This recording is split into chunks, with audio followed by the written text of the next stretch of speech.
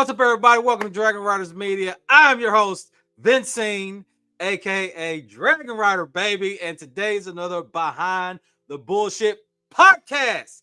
Woo! I love doing these, man. Get to talk with different individuals from different backgrounds and industries, and just getting into a deep dive of some of the ups and some of the bullshit that they to go through. Excuse me, to get to where they are today, man. And I got a very fantastic guest, man.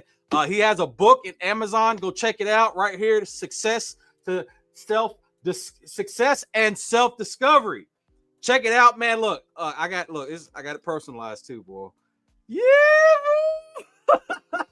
I've only got to go through a couple pages so far because I just got home from being out of town, but I'm definitely going to give this book a read because what I read so far, man, it's got me already juiced up to get on ahead and finish this book. So, to welcome to the stage, Mr. Steven Stroum, who's also, we support the vets. He's a vet just like me, man. So give this man a big round of applause, Mr. Steven Stroum. How you doing, buddy? I'm doing very well, Vince. I appreciate you having me on, man. How are you? Absolutely, man. I'm great. It's a great day to be alive. It's a great day to be doing things, man. It's just sad of sitting around there. You know what I mean? It's like, the world's too busy for everybody to just sit idle. You know what I mean? Oh, hey, listen, it's better to be seen than to be viewed. You know what I'm saying? Absolutely. So, man. Before we really get into the to the book and to everything, so where you let's get a little background on yourself. Where are you from? Okay, I'm from just outside of Boston, Massachusetts. I heard the accent a little bit. Yeah. I parked my car over there, and before I grabbed a beer, and no, so just outside of Boston, I grew up in a town called Auburndale. It's of Newton, Mass. And, I grew up in the 50s and 60s, and it was just a great place to be back then. And it's nice. I live in Framingham now, which is about 25 miles west of Boston. And with the exception of time I was in the Air Force and the time I lived in San Francisco for a couple of years, this is my home. So what enticed you to get into the service? Besides that GI Bill, that that recruiter said, "Hey, you can go to college for free." Well, hey, Vince, I'll be completely honest with you. It was the biggest mistake of my life. Not going in the service. No, I quit college in 1966. Now this was the middle of the Vietnam War.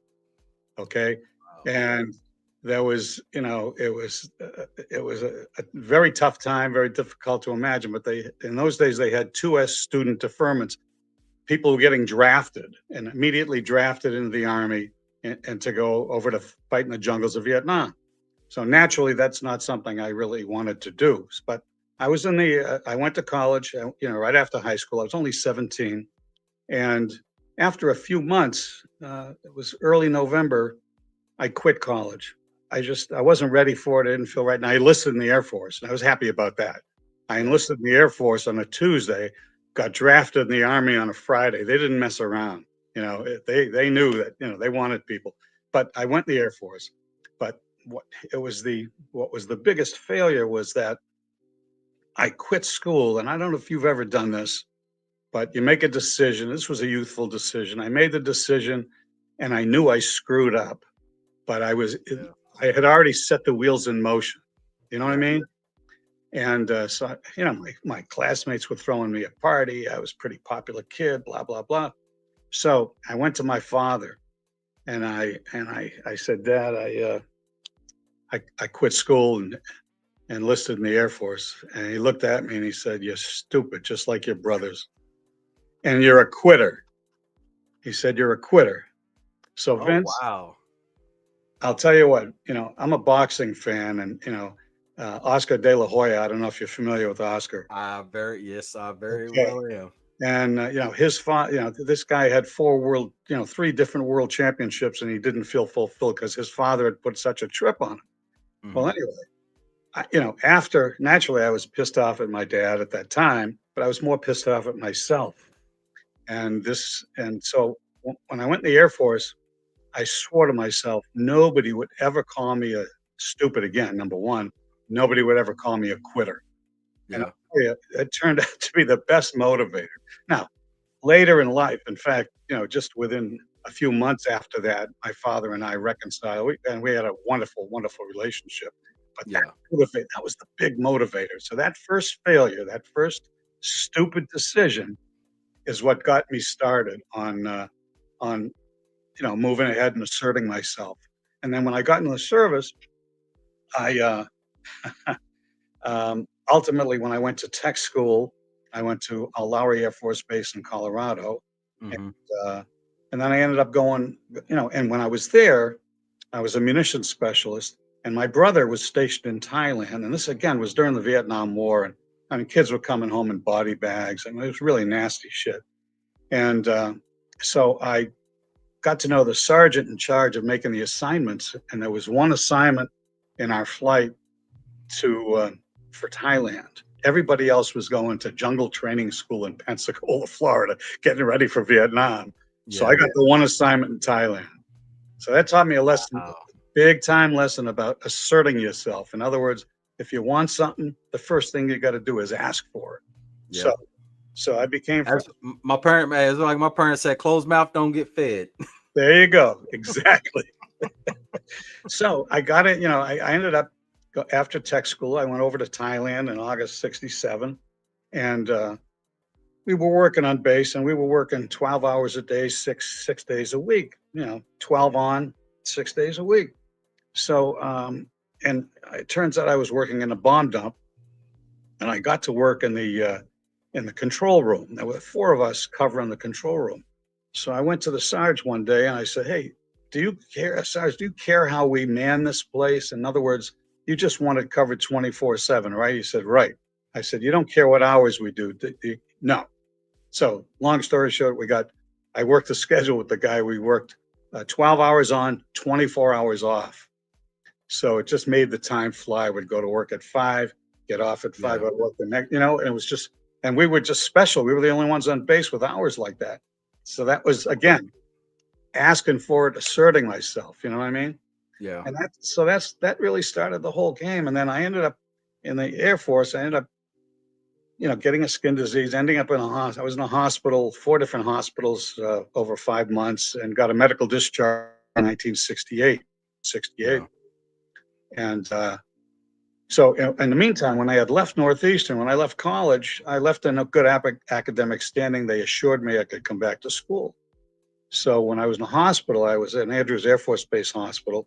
I wrote to the dean of freshmen to come back to college, and I got declined. What? Yes, that was exactly. Vince, Oh, I'll that's tell you. dirty. Oh man, I was absolutely blown away. So I naturally requested I'm not going to take no for an answer, and I requested a meeting with the dean of freshmen in Boston. I had never met the guy, Dean Kennedy. So I go into his office, and behind him, he's got a credenza with 9 pictures of children, and was shooting the shit. And I said, "Are these your kids?" He says, "Yeah." I said, "You know something?" I said, "I just spent 4 months in 3 different hospitals protecting your beautiful family." And I waved my hand in front of all the pictures of his children. Okay. And he's, exactly. And then we're talking, and he says, "Well, the academic standards have changed, and you no longer qualify." I said, "But you know what?" I said, "I was assured that I could come back by Dean Call, the previous dean. And I just spent the last 4 months in 4 different hospitals protecting your beautiful family. And I should be entitled, you and the school should keep your word, and I should be entitled to come back." Absolutely. And I saw his face change. I knew I had him. So I said, "I thank you very much for your time. Please let me know." And a week later, I got a letter of acceptance. So I got back to school. So the third I time love it it. was third. That was the third time I could have, put my tail between my legs and said, "Screw it." Right. Yeah. So I go back to school, class president my freshman year. I was a hard working student. I always had this label. I was a B and C student. My two brothers were brilliant. They got A's. I worked my ass off to get B's and C's. So my second year, and my first year, I majored in education because I love helping people. So during the summer, I took some business classes and transferred into Northeastern in Boston. I was in the College of Business Administration, and there was this kid in class, a skinny dude. He's a straight A student, top of the class. So I'm sitting on the quad one day. Kids are throwing frisbees and shit. And I said, his name was Dave Whitney. I said, Dave, I said, with all due respect, dude, you don't seem to be that much smarter than me, but you get straight A's and I'm getting B's and C's. What's up? I said, what's up with that? He says to me, Steve, he says, I am a lot smarter than you, and I'll tell you why. I said, tell me why. So he told me about his academic study process, Vince. He says, I have this process. He said, while you're breaking your ass, cramming for exams, trying to do this, trying to do that, I'm following a process. I said, what's the process? He said, in the beginning of every trimester, I get a syllabus from our professors. If they don't have it, I insist on it. And he said, I plan out my entire schedule for the 3 months, when I'm going to study, when I'm going to go out to dinner with my friends, every minute of my time's planned out. It's a process. And I follow that. He said, so while you're cramming for exams, I'm just reviewing. Yeah. So I adopted his process. Guess what? I got straight A's in my last 4 years of college. Let's go. Okay? Yeah, man. No, straight A's. So now that flipped me upside down a little bit because, when you get B's and C's, nobody gives a shit about you. When you get straight A's, everybody wants a piece of you because you're on top. So that was an adjustment. But my point is, I really learned that, you have to assert yourself to be successful. And we're talking about entrepreneurship but it's anything. Yeah. You have to assert yourself, A, and B, there's a process for everything. And you have to learn the process. Process is like a roadmap, man. Once you know the process, it's all go from there. So that was the biggest lesson that I had. So, and again, getting to ultimately how I became an entrepreneur, which everybody seems to want to know when we do these things. Yeah.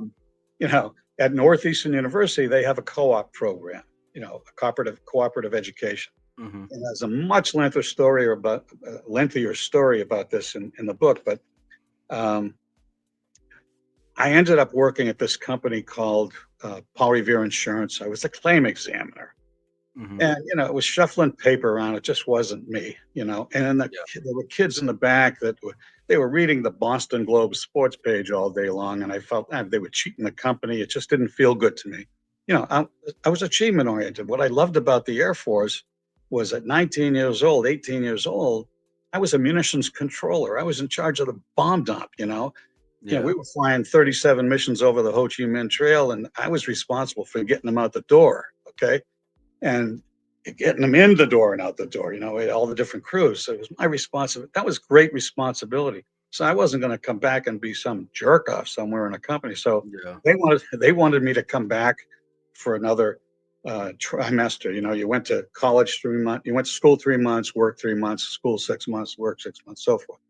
So they asked me to come back, and I said no. I said, I have to be totally honest with you. It's not my thing. So is that Trump looking for me? No. Okay. I forgot to turn it on mute. I wasn't sure. He tries to track me down for advice. I love it.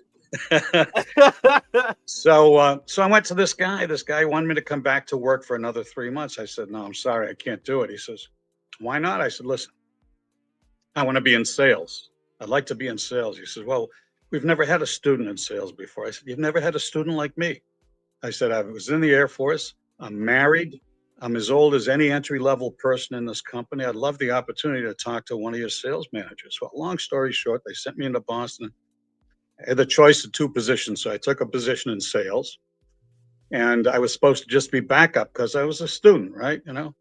So I went out in the field with one of the other salespeople, and I was supposed to just back him up and stuff. And I went to my boss and said, I can outsell these guys. I said, uh, I'd love to have the opportunity to get licensed and start to sell. And he says, geez, we've never done that before. I don't know if we can do it. I said, well, you've never had anybody like me before.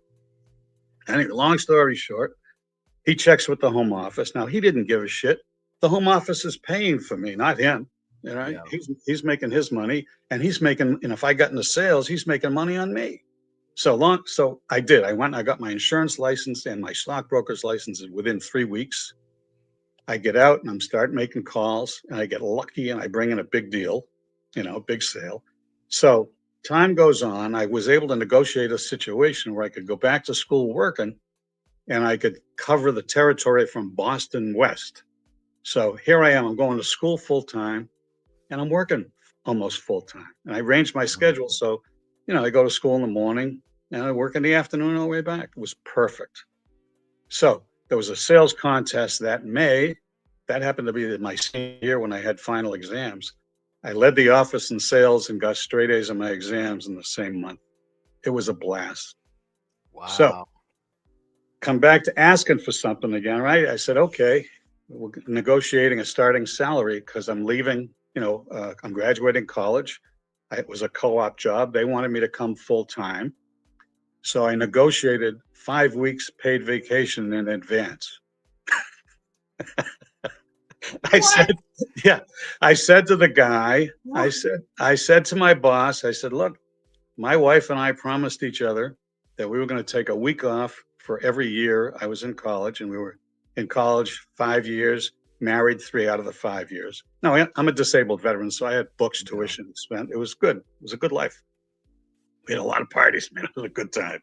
So, plus I, performed. So then, so I got my 5 weeks paid vacation in advance. My wife and I traveled around the country, drove around for 5 weeks, came back, worked. And a year later, I tried to negotiate for more money. I screwed up. My pride was hurt. I quit. It was just a disaster. There's more to it. Again, it's in the book. So ultimately, my wife and I decided, let's move to San Francisco. We've been married at that point 4 years. We didn't want to have kids. We didn't want to start a family. It was 1974. Bingo. We drive to California. We moved to California. We had put everything in, solar storage. Yeah. My mother gave me a business card for a friend of hers. His friend of hers' son. He owned an employment agency in San Francisco. I said, hey, I'll take that card. Yeah. So I had a 2-seater sports car. I had an MGB. I had a business suit. My wife was a nurse. She had a medical assistant. She had some uniforms, and we had jeans, blue jeans and T-shirts. That was it. Zap out to San Francisco. No jobs, no apartment, no place to live, nothing. Stayed with a friend of mine, slept on the floor for a couple of weeks, 3 weeks actually. But I set up an appointment with this agency, this employment agency. And I walk in, and his name was Alan Bornstein. It was Sanderson Associates. He was a 30-year-old guy. I mean, I was 24. He was that much older than me. You know what I mean? Yeah. So I walk into his office. He invites me back in. I sit down. He gets a phone call. This is my first official duty in San Francisco. He gets a phone call. He says, no, I'm in good shape. Hang on a second. I'll check. He looks at me. He says, you want to buy some pot? Want to buy some grass? I said, Alan, get me a job. I'll buy some grass. That was my first. Exactly. That was my first job. Wow. That was my first business experience in San Francisco. Well, needless to say, we became friends. I ended up getting a terrific job at the Fireman's Fund Insurance Company.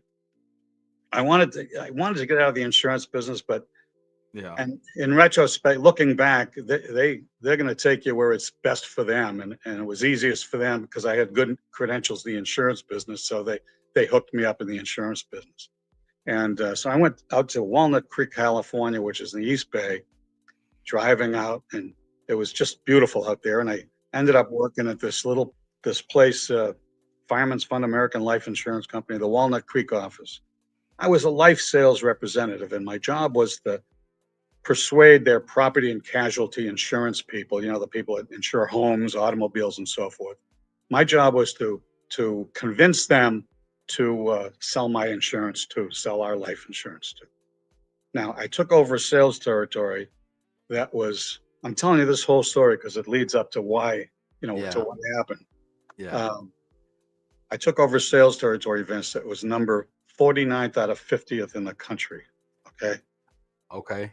I took it over and I, in 3 months, outproduced my predecessor's entire previous year and brought us up to third place in the company. Okay. Wow. 3 months. So my boss calls me into his office, my sales manager, and I figure, shit, this is great. I'm going to get a raise. I'm going to get stroked. I'm going to get my ego taken care of, something, right? Yeah.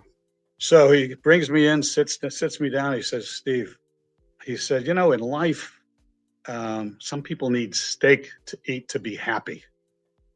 He says, and for others, pork and beans are just fine. He said, I around, like that. he said, around here, pork and beans are just fine. Do you get my drift?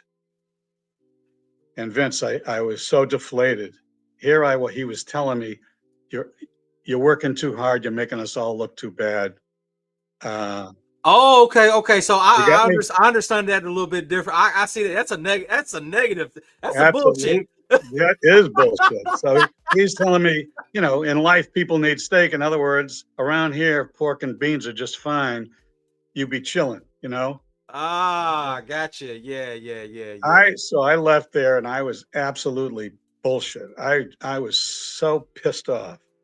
So I went back and I, I, I didn't work for 6 weeks. I went down to the Marina Green. Every morning I'd make a couple of phone calls. I'd go down to the Marina Green, I'd run, I'd work out, exercise right by the Golden Gate Bridge. It was beautiful, work on my suntan. And one day I go into the office. The home office was in San Francisco. They called me in, and the VP in charge of brokerage puts his arm on my shoulder and he says, congratulations. I said, for what? He said, you're leading the office in sales. And I said, I'm leading the office in sales. I haven't worked in 6 weeks. Shame on you. Obviously, I didn't give a shit at that point, right? Yeah. So he calls me into his office and says, what's up? And I told him, I said, I'd like to write your national sales training program. You people don't have a clue what you're doing. And he said, well, I'm not sure we could do that. He says, what are you going to do if we don't? I said, I'll go to Safeco, their biggest competitor. I'm sure they'd love to have me. Yeah. Here I am, 24 years old, right? So, yeah, exactly.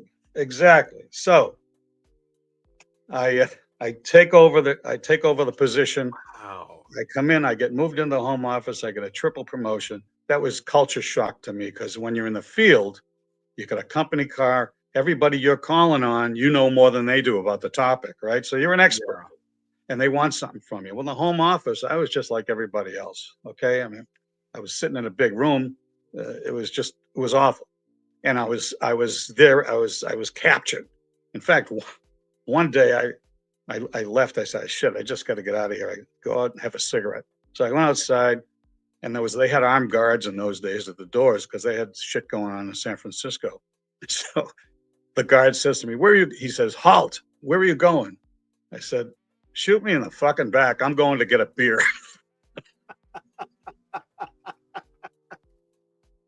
I went down, had a couple of beers and some cigarettes, and back to the office. Anyway, I wrote this national sales training program in a few months. We had a big presentation at Silverado Country Club, gorgeous place. I get on the Rodstrom and I'm telling my story and I just about got booed. I mean, it was like, Vince, it was awful. Awful. Well, there was a couple of things wrong. Number one, I didn't understand company politics. I didn't build alliances.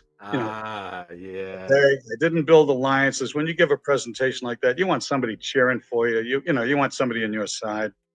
They didn't want to be held accountable. These guys were out in California. A lot of this, like the boss I was talking about, had come from New Jersey, moving out to California, doing a half-assed job. That was like being in heaven to him, Yeah. Yeah. So, as luck would have it, after this experience, we had a friend coming up to my house, and he had bumped into somebody.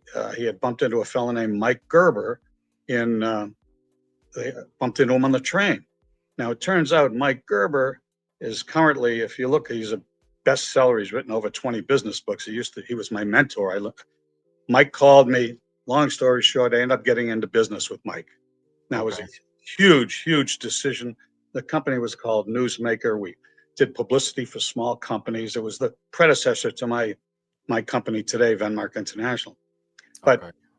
getting into it was straight commission. It was agonizing. It was the first time in my life that I put my ass really on the line. I said to myself, Steve, if you're as good as you think you are, make this happen. Unfortunately, we didn't have any kids. My wife had a good job. So here I was in those days leaving an $18,000 a year job. Well, you can multiply that times 6 because that's what the dollar was worth back then. So I'm leaving a nice job, right? And I'm going for Zippo, zero. And we started off we had a project in those days for $395. I had created 61,000 in sales by July. We had, 4 or 5 salespeople, writers, and everything else. July of 1976 was the bicentennial for the country. I came home to the United States. I mean, to the United States. I came home to the Boston area for Yeah. the bicentennial celebration. And when I got back to the office, Mike called me and said, "Hey, meet me at the airport. We got a gig in LA." Okay. On the way back, he says to me, "Hey, I've got another job. I want you to start another company with me." And by that time, I had started a company with the two guys, Mike and somebody else. And I said, that wasn't our agreement. I said, we agreed that we're going to, by that time I had 10 full-time people. So Yeah. anyway, long story short, I quit that situation and I was tired of, this was like my 4th job. And so in a couple of years, so I got a book, Where Do I Go From Here With My Life? And I sat down for 6 weeks, coffee and cigarettes, and I came up with a life plan and I executed it. And my wife and I, in the process, decided to move back home to the Boston area. That was part of the whole, preferred environments and everything else. So I came back to Boston, and I was still at this time, very candidly, looking for sales manager jobs. But in those days, I had gone from, like I said, fireman's fund at 18 a year. I was making 36 plus a company car. Now that was big money in those days. Yeah. Okay, it was like a couple $100K today. It was nice. So, at any rate, I went for a job interview at the Prudential Center in Boston, big tower, fancy place. And I remember it was a 1:00 meeting. A guy named Walt Cameron, great guy. And I told my wife, I said, she was my assistant. I said, I want you to call me at about 1:15, 1:20 and take me out of the meeting. She said, what do you want me to say? I said, whatever you need to say. I want to look busy. So called me out of the meeting. I'm on the phone. He's listening. I'm going, no, tell him, listen, tell him I'm in town. I won't be able to until 4:30. By the time I hired. By the way, at this point, I was just interviewing him for a job. I'm sorry, got myself screwed up here. I was just interviewing for a job, and he says, Steve, I'd love to hire you, but you don't have enough experience. See, I hate it when people. I wouldn't say I hate it. I dislike it when people say that because some people have years of experience in a field and they don't, and they're comfortable, like you said, doing just the pork and beans. Yeah. And you get somebody that comes in and wants to experience this and could actually bring something to the table, but yet they say, oh well, you don't have 10 years in the field, you don't have enough experience. And it's like, you don't know. I could come in and just flip your whole world upside down. That's what I said. I said, I know I can do this. And because I've done it. He says, yeah, but you've only done it for 3 months. I said, but I did it 3 months, 3 years, whatever. So he said, he says to me, so what are you going to do? I said, you know what? I think I'm going to start my own business because again, I know I can do it. And if I do start my own business, may I call on you? And he said, yeah. So then December 10th, 1976 was the appointment I was talking about. In the meantime, I took $300, put it in the bank, had a logo, letterhead, business cards designed. I didn't even own a typewriter. I was going to be a writer. That's number one. Number two, I never written one of these before. Okay. Because I sold them. I had writers. So here I go in to see him. I bring my salesman with me And I go in to see him, and I'm going through my presentation, and I get into in my book how you create a sales presentation. You know, what you do, what you're going to do for them, how you do it, what it costs, and so forth. So it's the structure, the process of a presentation. So I'm giving my presentation, Yeah. and he's so locked in. He says to me, "Look, wait a minute." He says, "I'm not General Electric." In other words, he thought it was going to cost a lot of money. He said, I said, "Well, what have you spent on advertising?" He says, "I've spent 40 grand." I said, "You spent 40 grand? You can't afford not to spend another 400." Bingo. He writes me a check for 395 bucks. My salesman and I we hit to the elevator. I'm on the 41st floor. I hit 38. We had to take a leak so bad. Yeah. We were so excited. Came out. I saw a sign across the hall that said Associated Industries in Massachusetts, Manufacturers Directory for Sale. Manufacturers were our prospects, customers. I Yeah. bought it for $15.75. The next day, we started cold calling, and that was how I got started in the business. Oh, I took the Wow. 395. I put the 395 in the bank, bought a typewriter because word processors weren't invented yet, and I had one of the first ones that were. Um, I bought a typewriter for 300 bucks, and I was in business. And that Wow. first and that first year, we did 170,000 in business. Wow, man. So Wow. you get a process, you put your head down, and you make shit happen. Was I scared? Of course, but I Yeah. was always reassured by the process. I knew if I made X number of phone calls per day, I would make Y number of appointments. If I made Y number of appointments, I would make Z number of sales. So because I had experience at it. So man, all I Mhm. focused on were the phone calls I had to make. And I made a game out of it because you know what? Yeah. People do stupid things. If you got to make 20 appointments a week, they'll sit down and they'll try to make them all in one day. Well, I'll tell you what, by the end of an hour, you don't want to fucking talk to anybody, and right? Yeah. Okay. So I would make a game out of it, and I trained my salespeople the same way. I would never, no matter what, I would never be on the phone more than an hour. And Okay. all I had to do was make 3 to 5 appointments an hour, and that's how many a week? Okay, that's Yeah. 15 to 20 a week. So you make 3 to 5 an hour, and you're out of there. Yeah. And I honored that process. I never violated the time. I would make calls on a Monday morning, Tuesday afternoon, Wednesday morning, Thursday afternoon, Friday morning. Religiously. If somebody wanted to meet with me my own time, never set the time. I never did it. You know why? That's my time, dude. That's my time. If I let him take my time, then he's more important than me. Yeah. Okay. And in business, there's nobody more important than you. You got to, you know. So that was the way that I structured it. And then I knew if I made my 15 calls a week, I'm going to make 3 sales a week. And if I make a few more, I'll make 4 sales. And I just knew that's how it was going to work. And that's what took the scariness away. That process. Once you know the process, once you respect it, boom. That's what it's all about. That's Absolutely. you know. So just because it's a common theme that we're hearing that basically you go in, you've got this headstrongness that, hey, nobody's going to tell me different. I'm going to do this. I'm going to do this. I'm going to set out to do this. Like, and you do it. You execute it. So who can you attribute that drive to? Like, did your parents drive you to that? Did you have friends that was like rooting you on along the way?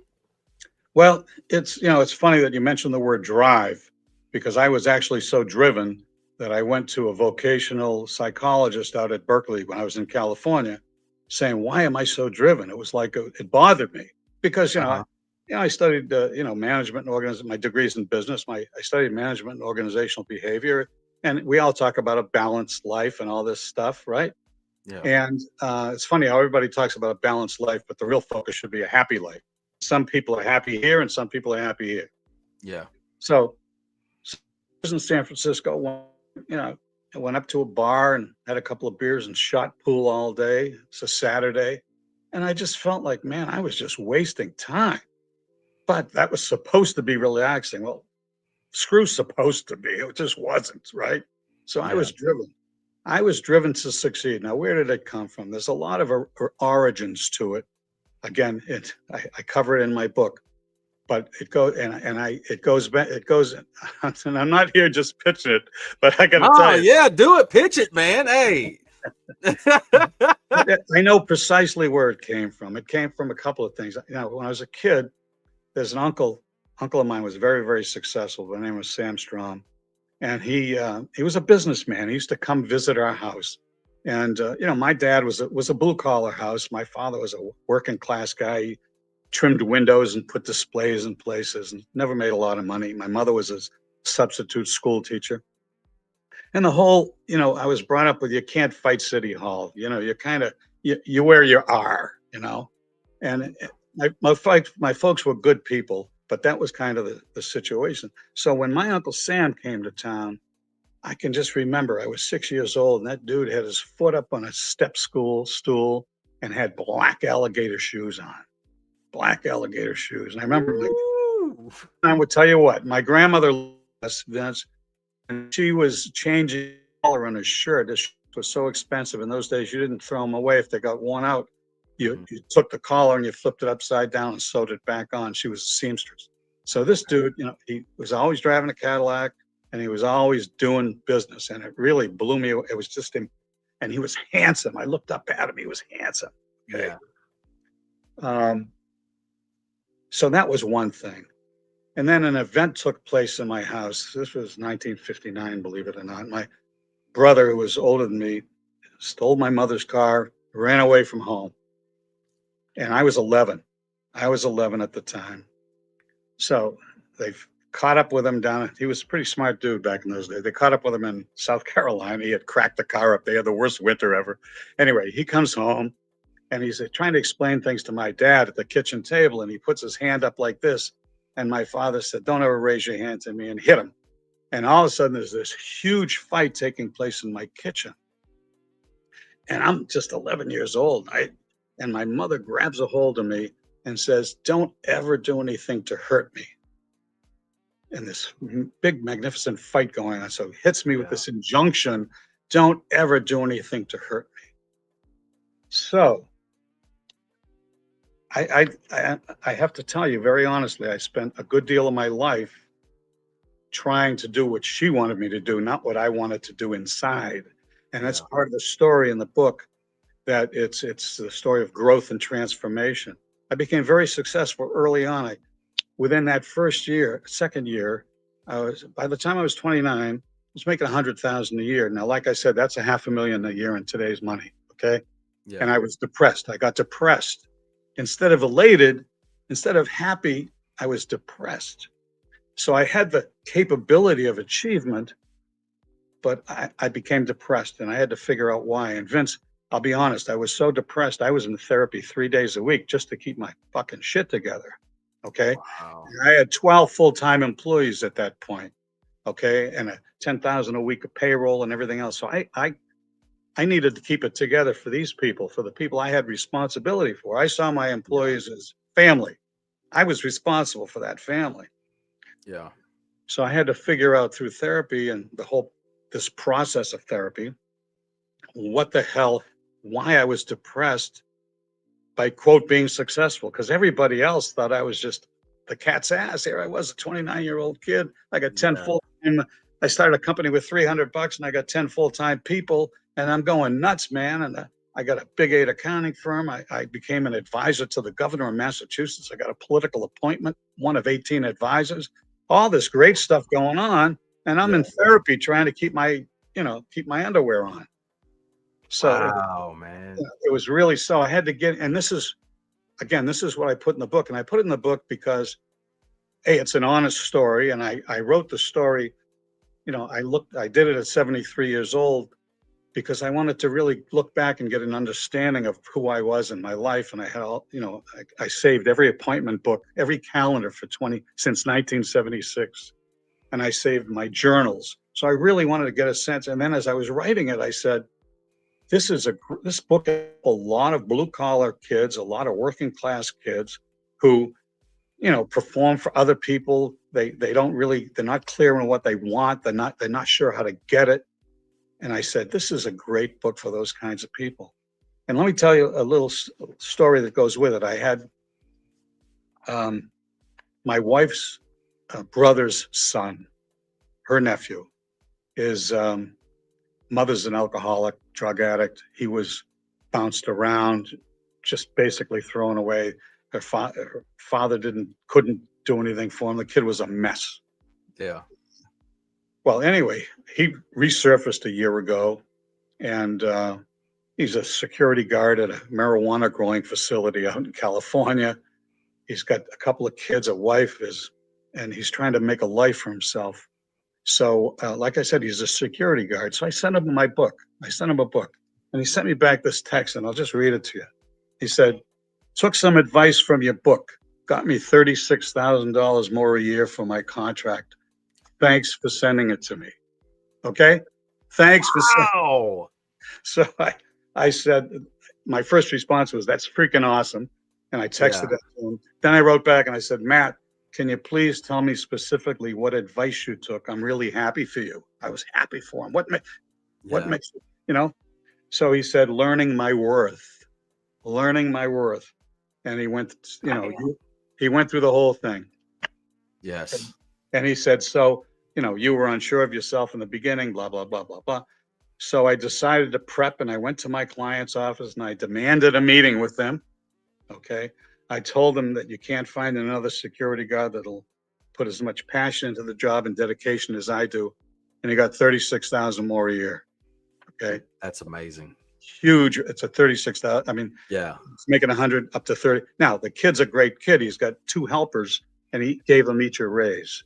And that's the other secret. That's the other secret to entrepreneuring. Every successful entrepreneur that I've met is a giver. They give. And I found there's 2 types of people in this world. There are givers and there are takers. Takers aren't successful. They're not successful. So this kid's a giver. And the most joy I've gotten out of the book is that same sort of thing. I had another guy write me I don't have it with me, but he wrote I've had so many good reviews about it that it's all, it changed my life by allowing me to grow and transform and change my business into something that satisfied me, and it's helping other people as well. Yeah, absolutely. Because just to show people the website. So this is the book. It's called Success and Self-Discovery. Yes, I mean, and you can just see, it kind of goes through, his background a little bit, and some of these reviews. I mean, if you see some of these reviews, man, you can tell that like some of this information that's being given out is, it's the honest. So and that's the difference that and some of the people that I listen to and some of the people I don't, because everybody wants to talk about the successes. Everybody wants to talk about, I started from nothing and now I'm a multi-millionaire. You can do it too. I'm going to give you, what I'm saying? But they never tell you about the struggles that they went through to get to where they got, you know what I mean? And, totally. And because too many people, they see this, like they'll see us on like YouTube and stuff like that, and they'll be like, oh well, that's amazing, I can do that too.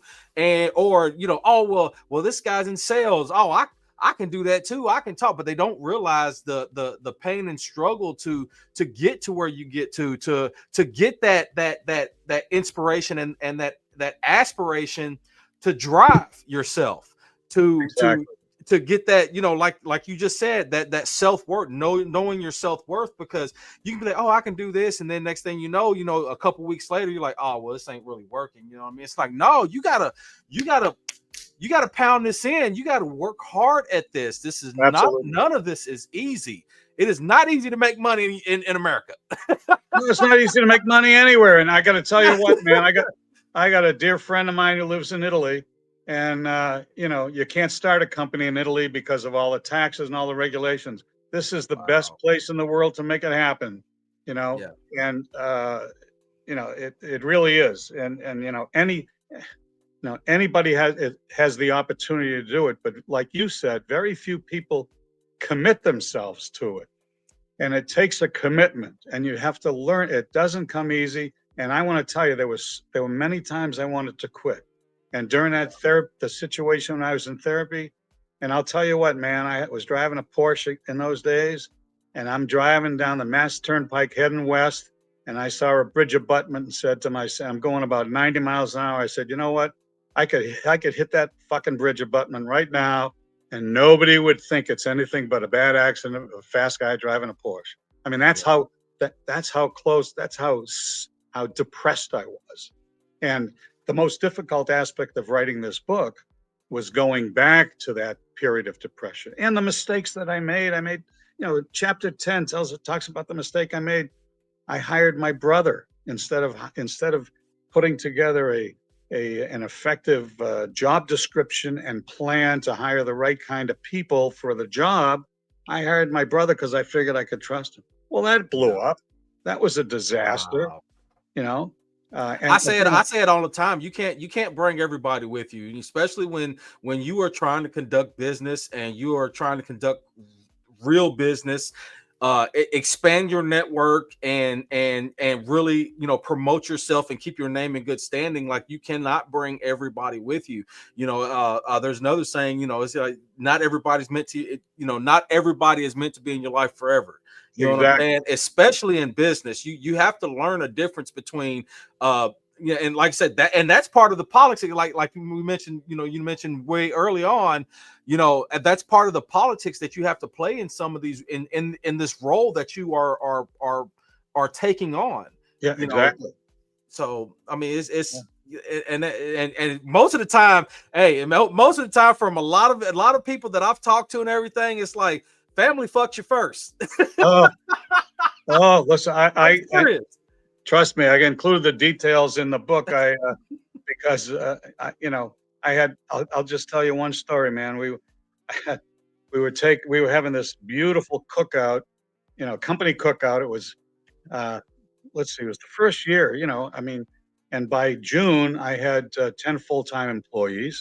And one of my employees' husbands worked for a sporting goods company. So we had this barbecue at a local pond at a local state park, beautiful place, cookouts. We had kids running around. So overall, there's about 20 of us. Yeah, So my assistant's husband got these beautiful T-shirts made with our logo, Sales Development Associates logo. I have a picture of it in the book. And these T-shirts were beautiful. Everybody put T-shirts on, and they were proud as could be. Everybody but my brother's wife. She wouldn't put a T-shirt on, and it was done to diss me, and it was done uh, disrespectfully, and everybody noticed it, and it was awful. And that was the beginning of a whole bunch of shit that I had to go through because she was jealous. She uh, was jealous that her husband, my brother, was working for his younger brother. And yeah, I brought him into the company because it was growing so fast. I did want to share it with somebody. I did want to have somebody I thought I could trust. And it turned out to be an absolute disaster. But I've seen clients go through this too, Vince, you know? But mhm, that's the sort of thing that, and I tell other stories in the book. For example, I had a salesman, wasn't doing too well. And one day I'm sitting up in my office looking out the window at 5:30, and I see him walking up the street towards the VW, the Volkswagen dealer. So the next day I say to him in the morning, I say, hey, Harvey, I noticed you're going to the VW dealer down the street. Was your car broke down? He said, I don't have a car. I said, what? I said, you're an industrial sales job? How are you getting around to visit clients? He said, oh, I take the T, the train. Right? yeah, I said, you're out of mind. So here's again, in small business, human relations, you don't have tests, you don't have the time to deal with all that shit. You don't have the money. So this guy came in, and I made the assumption anybody looking for an industrial sales job is going to have a fucking car. He didn't have a car. What a yeah, jerk. So, I mean, things like that happen that you wouldn't believe, that things that happen. Um, and you just have to plow through it. And mhm, you're going to get screwed, blued, and tattooed. But, you come out the other end and you can do some good things for other people. And let me tell you the bottom line for me. I'm still working with 12 clients I've had for over 45 years. Okay. These are 12. I had lunch with a guy yesterday. I lied about him because I've only been working for him for 28 years. We had Yeah. lunch yesterday. He picked up the lunch. He paid, we're friends. We've been getting together. I've got clients that I've gotten together with every month for 45 years. These are people I started with when I was in my early 30s. You know, Wow. I mean, that's so I talk about that in the book too. My art is my business is my art. And there's certain, there's multiple ways to grow. You don't Yeah. just grow by being huge. It really depends what you want for yourself. And that's what I was able to find out. So even though I excelled in the beginning and my mother was proud, my father was proud, everybody was proud, I was proud, but I felt like shit. I didn't feel good about it. So Yeah. I explain how I worked through all of that. And if anybody watching this has ever been belittled by their parents or somebody that's important, I don't think they have the confidence to go into business for themselves. They're not sure. Read the damn book, and you'll see. Read the damn book. Read the damn. And I'll tell you what, if you download it as a Kindle, it's free. I won't make a dime, but I'll tell you what, I sleep real good at night. You Yeah. know. Uh, Absolutely. So you, I mean, you did kind of, touch on that you had a mentor. Like how important has your mentor been to your success? Interestingly enough, my mentor was Mike Gerber in California. Yeah. And we sat down together and in front of a IBM Selectric typewriter, and we created our sales presentation. And he taught me how to sell. And I went out into the field and made the sales, came back, and he kicked my ass and taught me a lot of stuff. And he really taught me how to apply myself. Okay. How to just go make things happen and and just plow through it. So, and he was just an expert. I've never seen anybody sell as well as him, explaining what something is, what it does, how it does it, where you get it, what it costs, handling objections. Listen, the one thing, no matter what you're in, if you're involved in gaming, you're involved. I mentioned my photographer in my book. My photographer came to me in the very beginning. We've been working together 25 years, and he wasn't sure if he was going to be able to, afford to be an independent photographer or was going to go to work for Sears or somebody else. And I said to him, what do you want to do? He said, well, I want to be in business for myself. I said, then you got to realize, first, you're a businessman. Second, you're a photographer. First, nothing happens until you make a sale. You don't get to take a Yes. picture until you get a client, right? So everybody needs to know how to sell. That's number one. And number two, if you think of it, when you were in school, you're in college, or in the Air Force, Army, whomever you respected. And I remember professors. What made them great? The professors. It was their delivery. It was their ability to sell. Okay. What made Johnny Cochran a great attorney years ago? It was his delivery, his ability to Yes. sell. Okay. So you got to know how to sell. So I learned that from Mike. He was a great mentor. Now, Mike's partner and my partner was a fellow named Ace Remus. Ace was an interesting guy. Ace was a Buddhist, and he was, he really believed in just do. I used to go to him, for example, and I'd say, Ace, what do you think of this? He says, don't think about it, do it. I said, well, analyze this. Don't analyze it, do it. And he was of the school, go out and do something, have the experience, and learn from it. Don't judge it, learn from it. And too many people don't try things because they're afraid to fail. Yeah. Well, if you define it as an experience and you just go have that experience, and then you can assess it afterwards and see whether it failed or succeeded based upon what happened. But keep the judgment out of it. So if you stop judging yourself and you just allow yourself to perform, you're going to do better because you're taking Yeah. your head out of it. You know what I'm Yeah. saying? So, Absolutely. so people get in their own way, and it's just a shame. I hate to see it, especially with a blue collar kid. My working title for this book, I made a notation in my diary in 1982 about this book. Blue Collar Entrepreneur was the working title. It took me 40 years to write this book, right? Because again, and it's for working class kids, working class people to understand that they can make stuff happen. You don't have to be, you don't need a lot of money. Yeah. You ideas, you know, and you need to have a plan, and you need to execute that plan. And so most businesses don't fail because of money. They fail because of management, you know, Yes. and so that's the kind of stuff that I want to convey, you know, and Absolutely. nothing, Vince, nothing feels better because once you do it for yourself, then you can do it. So it's personal responsibility. You can't Yeah. once you've taken the risk, once you've made something happen, you can never blame failure on somebody else. If one of my Absolutely. exact, you know what I'm saying? Yeah, absolutely. And you know what? I can honestly I can attest to that myself, man, because I had to do that. I had to sit down with myself last year. It was like towards the end of the year last year, and I took a month off of because I was doing a whole lot of just I was trying to be this content creator. Like I see all these creators doing this and doing that. And I was doing this and I was following a bunch of their methods, but I really wasn't happy doing that. I was just like, you know what?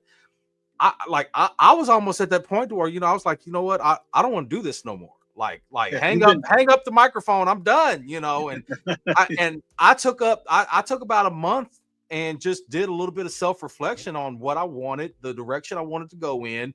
And if I was going to do this, I was going to get serious about it, and I'm going to I'm going to get it done.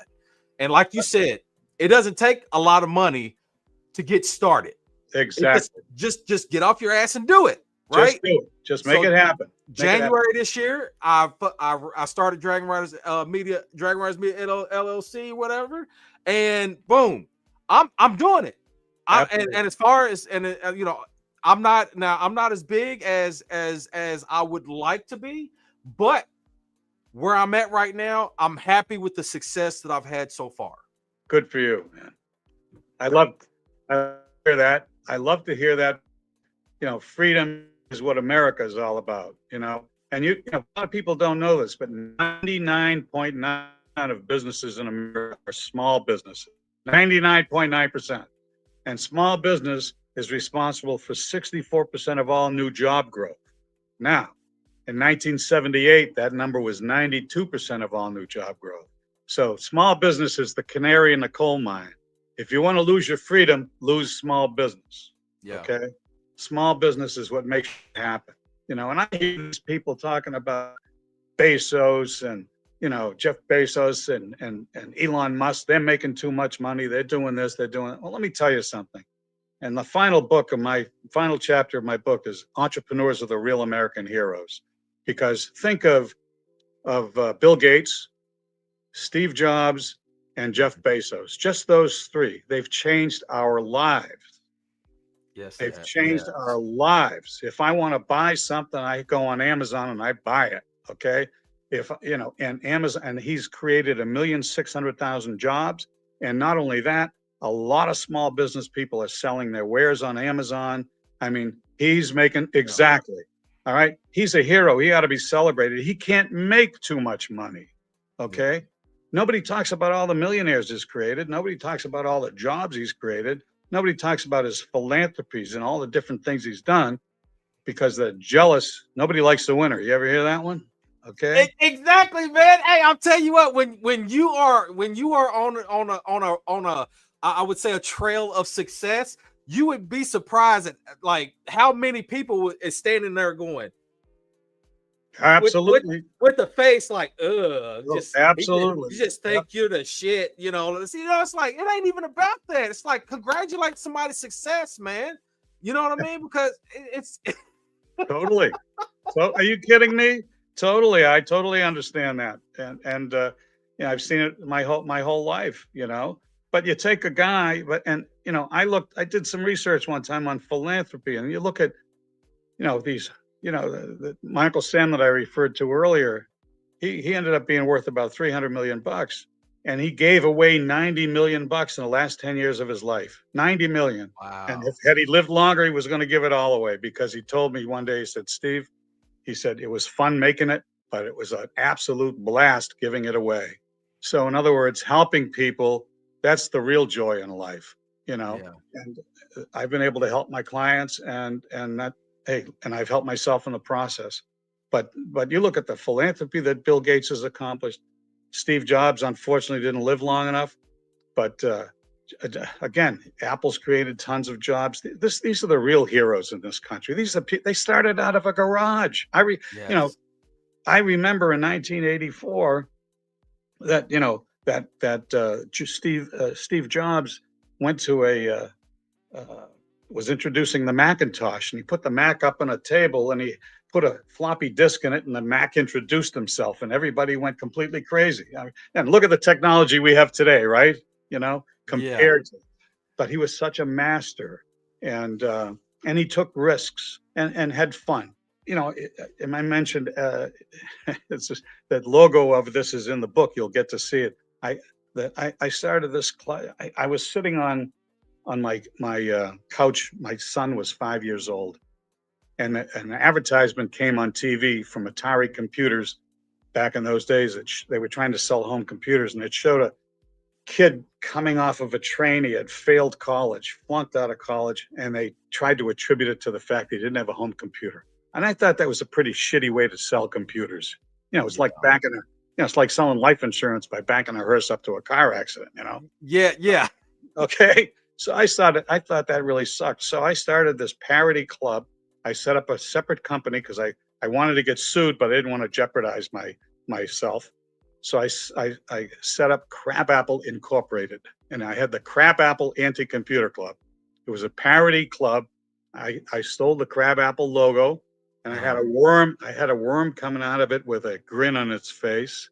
And I want to tell you, I was on national television. I was in USA Today, Inc. magazine, Sales and Marketing Management magazine. I was getting phone calls from every college classmate I had. I was on TV and radio all over the country, and it was a blast. And because of that, I was selected to a forum at Tufts University here to study the impact of technology in society. So my point is, you do this shit, you have fun with it, you never know what's going to happen, where it's going to go. Absolutely. And it's been a great ride, and I just wanted to share that with you and the folks, hoping to inspire them to say, you know what, I've had people say to me, I had somebody say to me, shit, I only have to do this for 10 more years and I'm going to retire. I said, 10 years? You're going to do something you don't like for 10 years? What the hell is the matter with you? Yeah.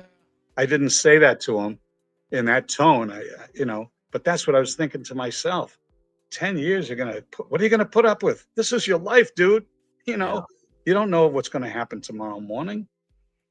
Enjoy it. It starts if you want, and then so I even put in the book ideas on how to start a business and how to get involved with it.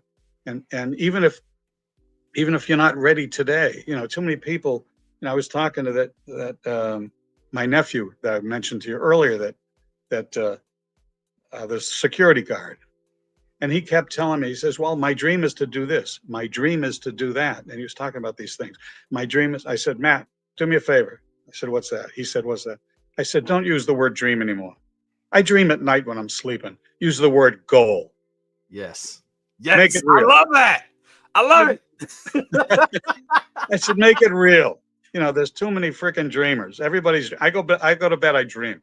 Make it real. The difference in my dream is I get up at 3 a.m. and make notes of things I want to do the next day, but that's a different story. Hey, well, even it's like, oh, I dream to have a business. Get off your ass and go do it. Exactly. Right now. Quit now, here's an idea. Here's an idea on how to do this. Years ago, I had a client, believe it or not, this is before your time. George H.W. Bush, the president of the United States, was a big horseshoe player. He played horseshoes. Okay. And my client manufactured those horseshoes. So they were a client of mine and so forth. And her son didn't know what he wanted to do. He's about 30 years old. And it was just, I said, listen, what does he like to do? He likes to hike. I found out. So he likes to hike. Okay. He was working for some insurance company or something, I said, okay, why doesn't he research every company associated with hiking?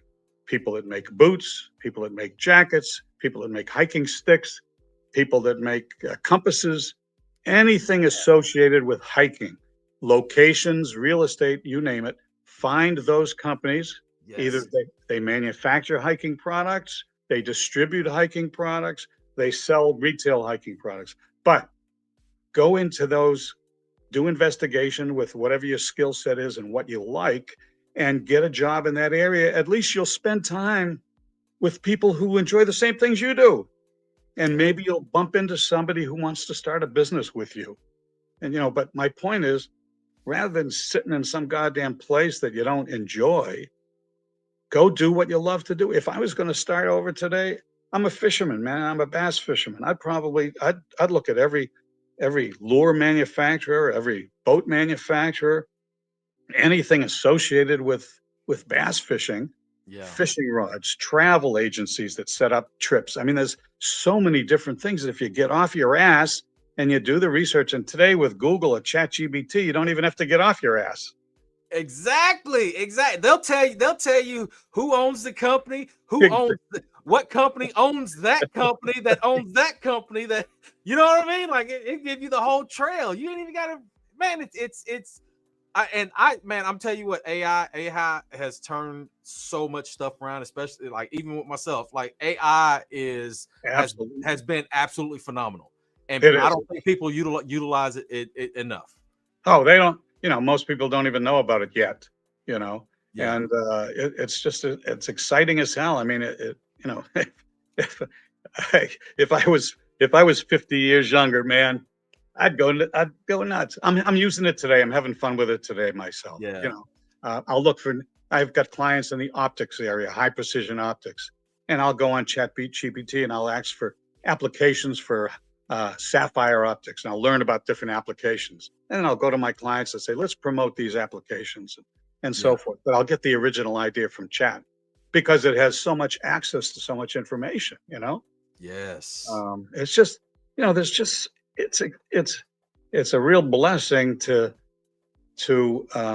be in a position where you can just do whatever you want.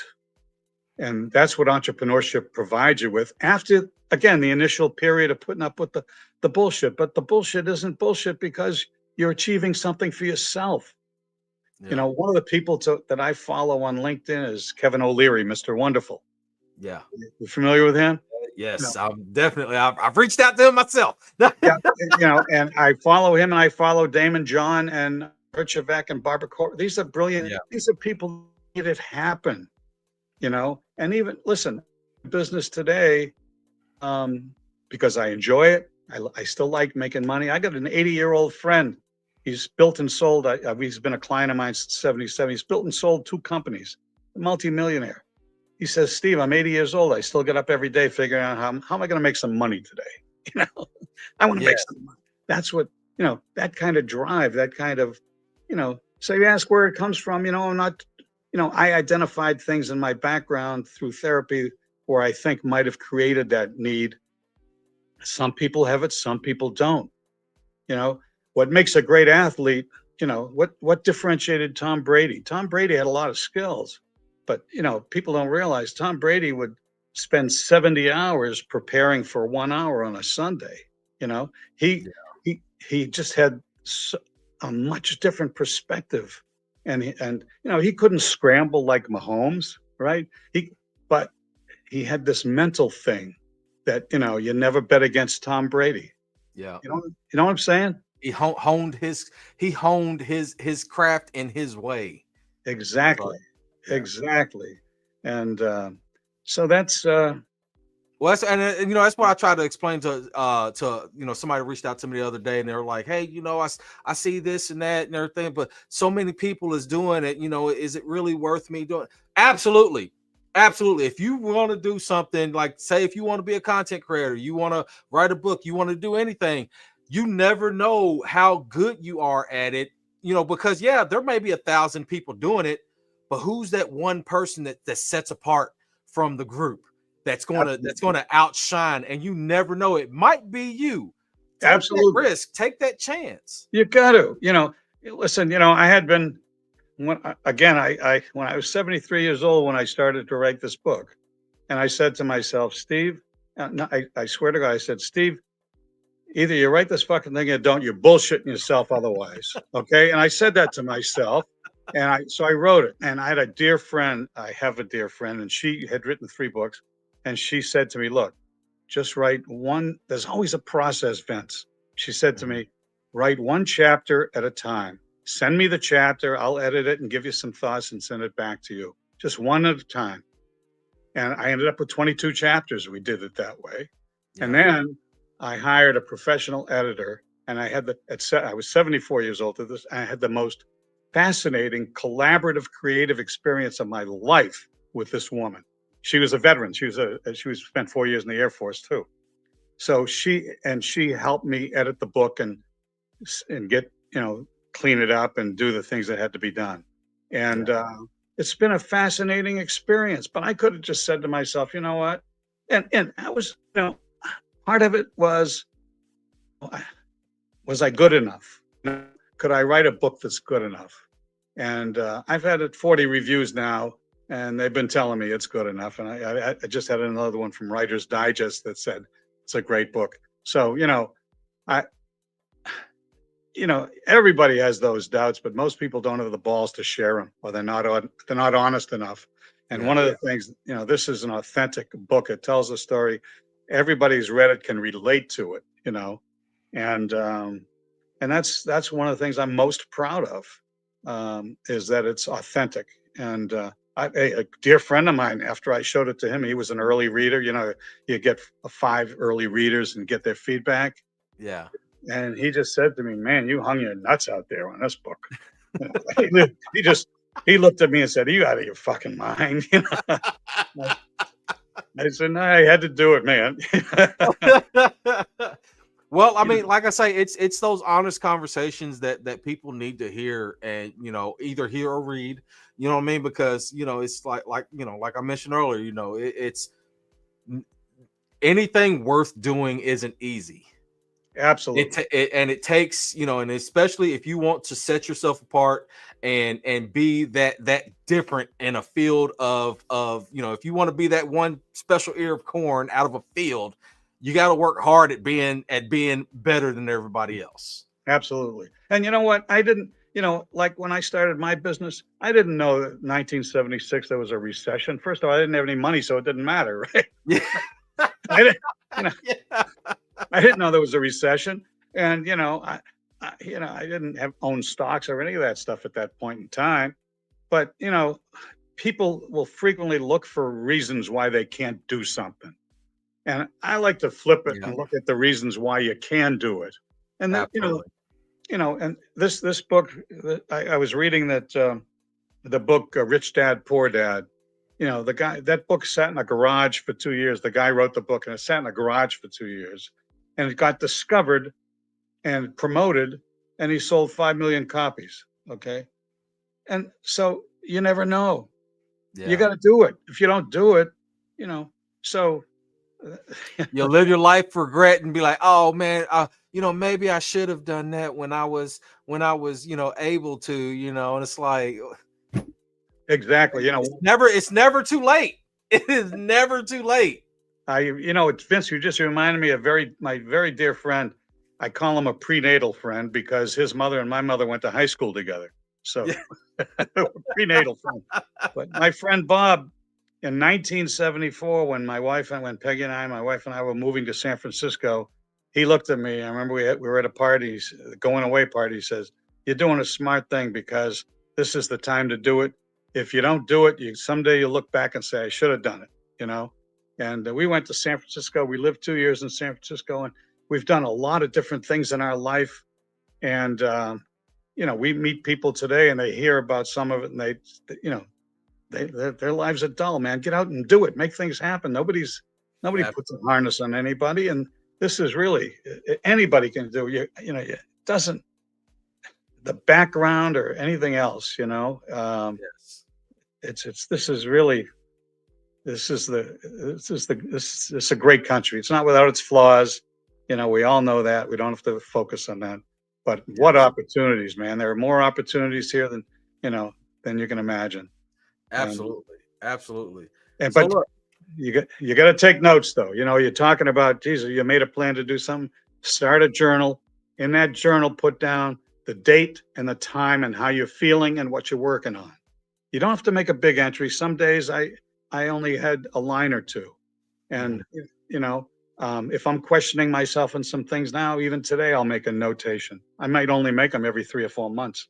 But back in the day, it was every day. And at the Yeah. end of 6 months, you can look back and say, holy shit, man, I really did have my act together. Or damn it, I should have changed this. I should have changed that. But Yeah. record that, hold yourself accountable. When you put it on paper, it holds yourself accountable. And like you were saying, Vince, the more you struggle, the better you feel. Yes. Absolutely. So, all right. So there's two questions I ask every one of my guests, kind of throw everybody off a loop. Okay. All right. So, because the show is called Behind the Bullshit, right? There's a couple moments in your career that is positive bullshit, what I call positive bullshit and negative bullshit. Uh, Positive bullshit would be, you know what? I went through this situation, but it was some bullshit, but it helped me grow as a person, grow as a professional, or and somewhere along those lines. And then you have your negative bullshit moment where it was like, you know what? This was just some straight bullshit. I wouldn't wish this on my worst enemy. Hmm. Right. Yeah. So it doesn't have to be anything specific. You know what I mean? It does, just early on, later on, it could be. So what would be a positive bullshit moment for you? Positive. Something. Well, I'll give you a great one. Okay. In 2008, I had my son come to work with me, Okay. and I was very cautious because I went through a disaster with my brother. Mm-hmm. Okay, and we didn't talk for 10 years, and it was a real disaster. But my business was such a thriving, profitable, good business, and my son had a degree in communications and so forth. So I wanted him to come on board, and he did in August of 2008. And in November, he made a ton of sales himself. And then in January, the two of us made all the numbers are in the book. We had an extraordinary couple of months. But then in March and April, he wasn't performing. I could sense he wasn't feeling good. Yeah. And he was the first employee that I ever had that I cared more about the employee than I did about the business. You follow me? Well, yeah. I mean, it's Yeah, your yeah. son. You're Yeah, going it to. was my son. So I I was with other employees. I was very authoritarian. Sales managers have to be sometime. You gotta infuse your people sometime. I used to Yeah. have my sales meetings. For example, I had sales meetings on Monday nights. Why? Because I wanted to get people pumping for the week, and it Yes. worked. And the companies that have sales meetings on Friday afternoon, in my view, are absolutely stupid because if you have to choose somebody out or somebody fails or does something wrong, they're going to stew on it all weekend. How are they Yeah. going to be doing on Monday, right? They're going to be pissed off on Monday. Well, Yeah. I did all my ass kicking on Monday night and got everybody hyped up, and they'd go out Tuesday, have a great day. Wednesday, they'd build on it. Thursday, they'd build on it. Friday afternoon, we had a few beers together, and Yeah. that was the way you did it. You know what I mean? Yeah. So and you had to be authoritarian. And this Mike Gerber, who was my mentor, said to me, he said, you got to slap him on the hand and then hold it. You got to slap him on the hand and then hold it. Okay. Okay. Okay. You understand? Yeah. So that's what sales management is. But at any rate, my son and I had a very thorough agreement up front that gave us both ability to exit. And we agreed that after 1 year, we could each exit and everything would be on the table. And we had so much fun together. But I Yeah. was starting to sense that he was disappointed. And there's a chapter on the book called SOB, Son of the Boss. Somebody asked him if he was an SOB. So, but at any rate, working with that challenge, I didn't want him to feel he was letting me down. I didn't want him to feel he was disappointing me. I wanted him to be uplifted. I wanted him to be happy. And I heard about a place called the Rockport Institute from a client of mine. And I ended up calling the Rockport Institute and talking to the owner. And I don't recall his name right now. And and I learned that they do a good evaluation on what your true motives are, what you really want to do, career development and where you want to go and what's best for you. Yeah. So I had my son participate in that, and he ended up getting exactly where he should be. And he's now a senior fundraiser at a college and loves it, loves what he's doing. That's So, amazing. so that the whole, sensitive process. And the last day we worked together, I took him out to lunch and we talked about everything, came back to the office. When he said goodbye at the office, we hugged and cried like babies. We both of us. It was just amazing. And, we even had to have some conversations after that because he felt he let me down. And he didn't let me down. And I didn't want him to feel diminished in any way whatsoever. So it was a very sensitive going back and forth. So that was my, taking a bullshit moment and making the best out of it. And he was very happy, and again, this was 2008. So, we look back now and, and we're very, very close. Every year we go down to Islamorada, Florida, bone fishing together. And we have a great relationship. We fish all the time together. We're good friends too. And, but it was because I cared more about his development than my own at the time, because he's my son, he's my boy. So that was really it. And the worst, most regrettable I mentioned before was when I hired my brother. It was an absolute disaster. So in the scale of things, I've had a fabulous ride, man. It's been good. It's I can't complain. I heard that, man. I can't complain. I really appreciate you coming on and giving us the 411, on some of your background and what led to this book. Look, hey y'all, don't be cheap. Get on Amazon. No, seriously, get on Amazon. Check out this book, man, because I've read the first few pages, because I just got home and I just got it. So I read the first few pages and I'm already I'm ready. By the end of this month, I'll have this book done. It takes me a little bit longer to read than everybody else. Because I have to absorb what I'm reading. Because if I just read it, then I forget half of it by the end. I want to be able to take some knowledge and just some just some information from an entrepreneur's point of view on things and some advice and this and that. And I want to be able to take it and absorb it and really and apply what I need to apply where I need to apply it. So like I say, you can get this on Amazon. Just go to your Amazon and look up success and self-discovery. And also he said, just told you for Kindle, if you like your Kindles and stuff and such, it's free. There you go. Free. It's free. You can't get no cheaper than that for the tightwads. Vince, I don't think anybody besides me has pitched my book so hard, man. I'm grateful. I appreciate Absolutely, it. man. Absolutely. Because here's the thing, man. Anytime somebody can give somebody some advice, especially if they've had successes in whatever field that they are in, if they can pass down some of that knowledge to the ones that are coming up, to the younger generations, man, that's what it's all about. Because you can't gatekeep this stuff all your life and watch everybody else behind you struggle. You know what I mean? It's not productive. It's not helping anything, because you never know when you need to lean on that person behind you. You never know when they really need to lean on you and acquire that information and knowledge, because they may be lost, and just that one little piece of advice could just make it click for them. Exactly. So I've helped some of your listeners and click a little bit tonight. It's been fun. I really appreciate you having me on. It's a blast. I wish you well. I want to talk to you after you've read that whole book. I really do. Definitely. Yeah, we're gonna have a conversation. We're gonna have some conversations, man. Because I like I said, man, I take whatever advice I can, because especially me starting my company, and I've got 4 people behind me looking to me for some direction and such. You know what I'm saying? It's been a success so far, but I know there's so much more room for improvement.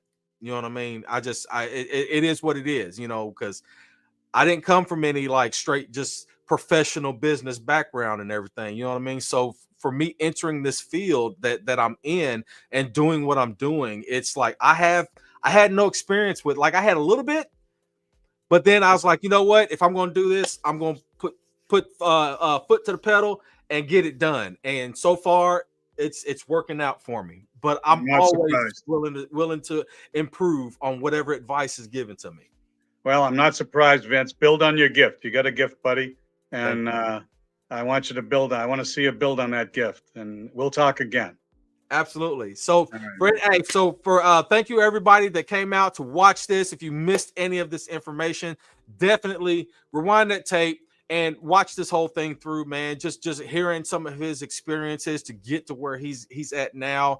Man, it's a road that a lot of people travel, and it's a road that a lot of people are too scared to travel because they're afraid of the outcome. Look, put yourself out there. If you want to do something bad enough, you're going to do it. Get off your ass. Don't be lazy and get it done. And for those that like have a blast doing it, have fun doing it. Yes, have fun doing it because I love this. Exactly. Hey, do it. Do what you love, man. Because hey, like he said earlier, this is your life. You only have one life to live, and you got to make the best of it. And if you moping around and by the end of your life, you're going to have so many regrets. Get off your ass. Go do some stuff that you want to do. Have fun doing it, and just get it done. I'll tell you what, we're making excuses. The actor George Hamilton. I don't know if you remember him, but he said two things I'll never forget. Because you mentioned that one thing can turn you off. He said he was on the Johnny Carson show one night. He said, "Life is not a dress rehearsal. Life is not a dress rehearsal." That's one thing that struck me. But the thing that struck me more than that, Johnny said to him, "Have you ever been poor?" And Hamilton says, "No, I've been broke, but I've never been poor." You follow the difference? Yeah. He said the difference is in attitude. So being broke and having no money is totally different from being poor. Being poor is an attitude. Being broke is a situation. Yes. And then but like you said today, the opportunities that we have today, there is no excuse for anyone not to get up off your ass and go do what you want to do. Absolutely. There's no excuse. Absolutely. You're absolutely right, Vince. Get it done. And also for those that like to listen to podcast stuff on the go, this will be posted on iHeartRadio, Spotify, and all that stuff. Make sure you go get some plays, man. I want to continue my plays. I started off with 3 at the beginning of this year. I'm up to 1,000. I want to get 1,000 more. So help me out. Hey, I bring on a lot of great guests, man, and the stories that comes with this is amazing. I love each and every discussion that I have with these people, and I hope to have another. This is episode 37, and I'm going to do another 37 next year. So I'll be spreading the word. Thank you very much, and like I say, once again, appreciate everybody. If at the very least, make sure you go check out this book. Get the book, and if you're on Kindle, it's for free. Go check it out on Amazon. Success and Self-Discovery. With that being said, I will see y'all later on. Even when you feel low, you can still go. Even when you feel slow, you can still go.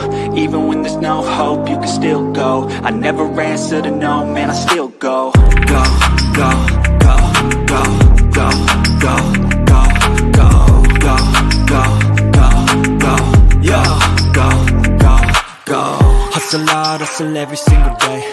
I'll be making moves till I'm buried in my grave. To the system, I don't wanna be a slave. I've been